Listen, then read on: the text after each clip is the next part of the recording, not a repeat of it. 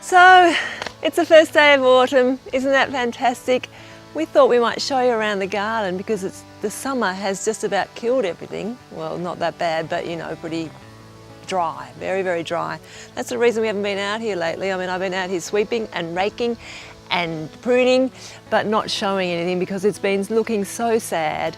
So I am very, very pleased that autumn is finally here. I'm really looking forward to doing some planting, buying some plants and putting some new things in, creating some new beds, doing all sorts of things.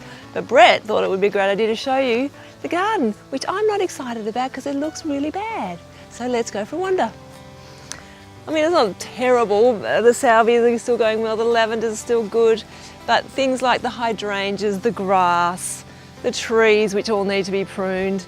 The azalea over there is looking so sad. I hope it survives. Camellias, they're all looking pretty dreadful. We need to prune all these guys back. They're all burnt. Oh, I don't like showing you this. We have got some nice little Japanese windflowers which are coming up though. So I can show you them. They're going to be pretty in a few days, but not pretty yet. Well, there are things like this lovely catmint. Always does really well. The bees love it so much. It's been doing fine.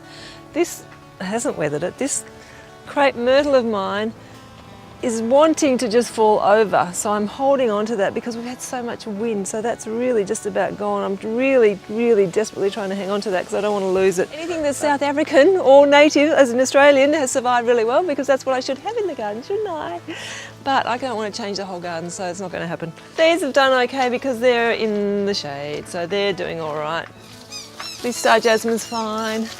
Fruit trees, I can't wait to get the nets off because we've just about finished the apples and the plums. Brett and I are going to paint the fence. We are going to paint the fence. So you will slowly see the fence starting to look good.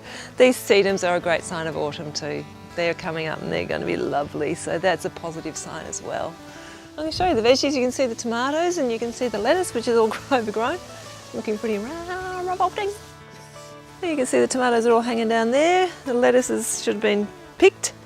So really, this is a good old suburban backyard, just as you would see it when no one's done anything to it, but I've sort of tried. But you know. See, this is a bed that I'm going to re-establish this year. So watch this space. In summer, it's great shade, but things don't grow underneath it. So I'm going to put in shade plants. I'm going to forget the old herb garden because it hasn't worked very well.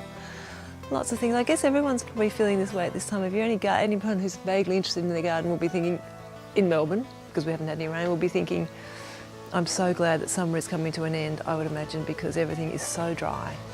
And we haven't been able to plant anything because there's no point, because it won't take very well unless you water and water. So now that autumn is here, I'm hoping that we can all get out there, buy some new plants and put some new things in. It's going to be fun. Bye. Yeah.